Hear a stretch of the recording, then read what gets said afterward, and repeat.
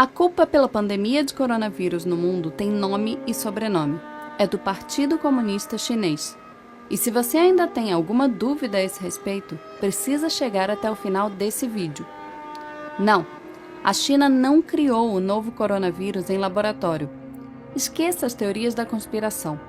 O novo coronavírus é uma tragédia anunciada. E para entender exatamente como isso aconteceu, é preciso primeiro visualizar essa história em ordem cronológica, numa linha do tempo. De acordo com oficiais chineses, o primeiro caso de Covid-19, o nome científico da doença respiratória aguda causada pelo coronavírus da Síndrome Respiratória Aguda Grave 2, aconteceu no dia 17 de novembro de 2019. E o primeiro indivíduo a testar positivo para a doença apresentava sintomas no dia 8 de dezembro de 2019.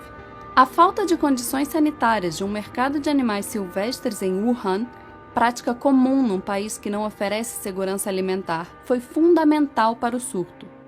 Só depois do novo coronavírus dar as caras, tardiamente, o próprio governo chinês prometeu acabar com a prática. A contaminação era previsível. Um artigo publicado em 2007 por médicos de Hong Kong já alertava que havia reservatório de coronavírus em morcegos e que o hábito do sul da China de comer mamíferos exóticos era uma bomba relógio. Mas não se engane, essa bomba não se resume à vigilância sanitária. A China é uma ditadura sem liberdade de expressão, de imprensa, política e religiosa, com oposicionistas e ativistas de direitos humanos reiteradamente presos, torturados e condenados a campos de trabalho forçado. Nada disso é opinião, ideologia ou ponto de vista. Foi nesse país, governado pela maior ditadura do planeta, capaz de controlar mais de 1 bilhão e 300 milhões de pessoas, que o novo coronavírus se espalhou. E não dá para dizer que a experiência da China com doenças respiratórias é exemplo para o mundo.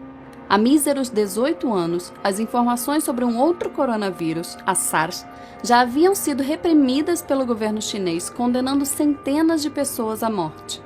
Tardiamente, o próprio Partido Comunista admitiu os erros e demitiu o ministro da Saúde e o prefeito de Pequim. Disse que a história serviu como lição. Não serviu. Mas não é difícil entender por que esse cenário acontece. Como a principal preocupação de uma ditadura é com a estabilidade do regime político, com a manutenção do poder de seus principais figurões e não com o bem-estar da população, sem enfrentar grandes resistências, líderes autoritários têm incentivos para negligenciar problemas que afetam sua imagem.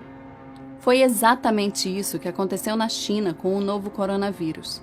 No dia 30 de dezembro de 2019, quando a Covid-19 adoeceu 7 pacientes em um hospital de Wuhan e um médico, Li Wenliang, tentou avisar outros médicos do problema, a polícia chinesa o obrigou a assinar uma declaração de que seu aviso constituía, abre aspas, comportamento ilegal. Li Wenliang e outros 7 médicos de Wuhan foram obrigados a assinar um documento admitindo, abre aspas, espalhar mentiras. Foi negligência a céu aberto.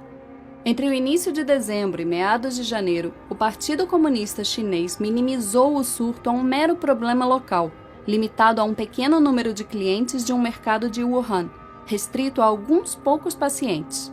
Qualquer que fosse a causa da doença, não era nada parecido com SARS. O problema é que tinha tudo a ver com SARS. No dia 26 de dezembro de 2019, um técnico de um laboratório contratado por hospitais de Wuhan disse que sua empresa recebeu amostras de pacientes da cidade e chegou a uma conclusão impressionante. Elas continham um novo coronavírus com uma similaridade de 87% com a SARS.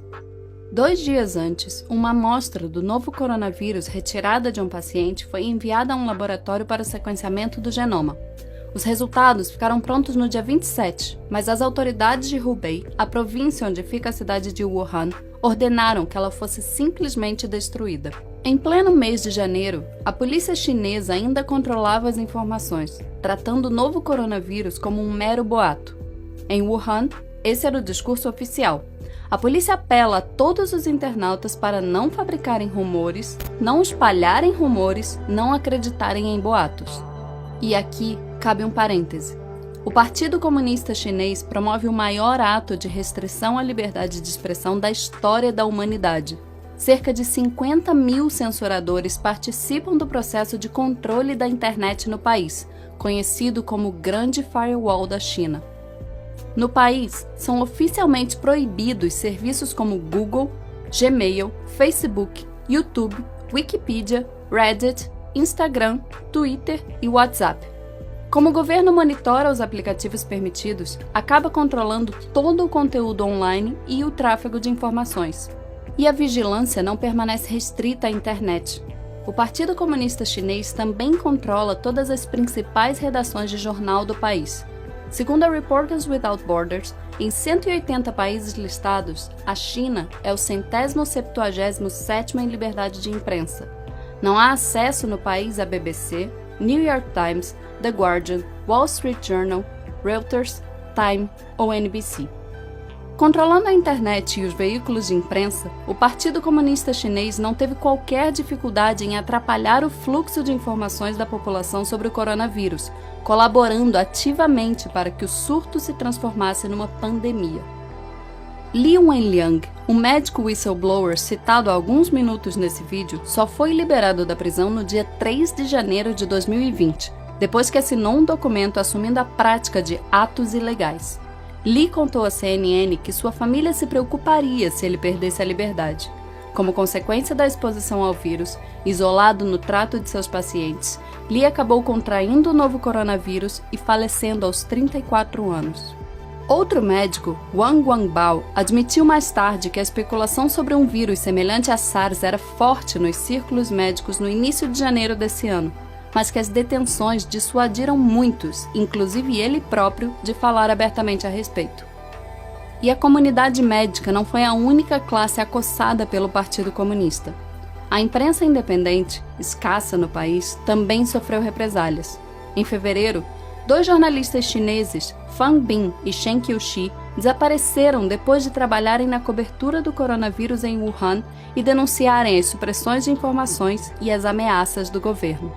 Qiuxi entrou no topo da lista da One Free Press Coalition. A China só declarou emergência no longínquo dia 20 de janeiro. Quando Wuhan foi isolada 3 dias depois, já era tarde.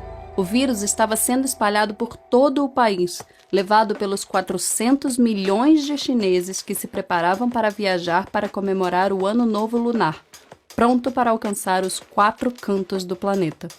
Durante quase 2 meses, enquanto o vírus se alastrava, o Partido Comunista Chinês aprisionou e intimidou médicos e jornalistas, controlou o fluxo de informação, minimizou os riscos do surto, não ampliou leitos de UTI, nem combateu mercados silvestres. Xi Jinping, o presidente da China, secretário-geral do Partido Comunista Chinês, comentou publicamente pela primeira vez sobre o novo coronavírus apenas no dia 20 de janeiro, mas já no dia 7, quase 2 semanas antes, durante uma reunião do partido, ele admitiu num discurso interno conhecimento do, abre aspas, novo coronavírus. Nesses 13 dias, enquanto negava o surto, o Partido Comunista Chinês organizou 2 grandes reuniões em Hubei e reuniu mais de 40 mil famílias num banquete em massa em Wuhan, na tentativa de bater um recorde mundial. Xi Jinping poderia ter evitado a pandemia.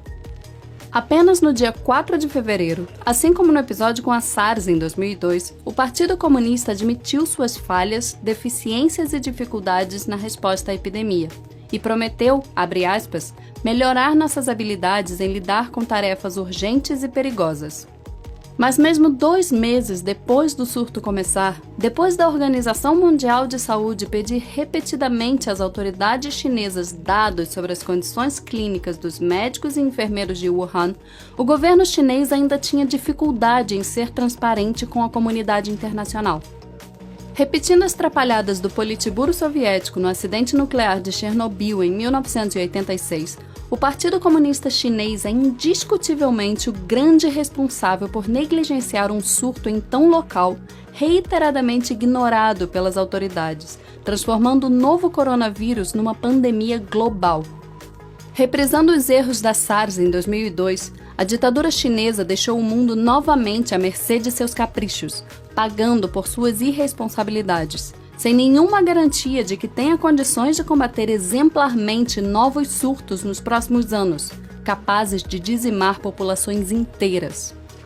É exatamente por isso que a culpa pelo novo coronavírus tem nome e sobrenome, e que se há outros líderes políticos negligenciando e sabotando o combate ao surto, é tão importante responsabilizar os principais autores políticos dessa pandemia.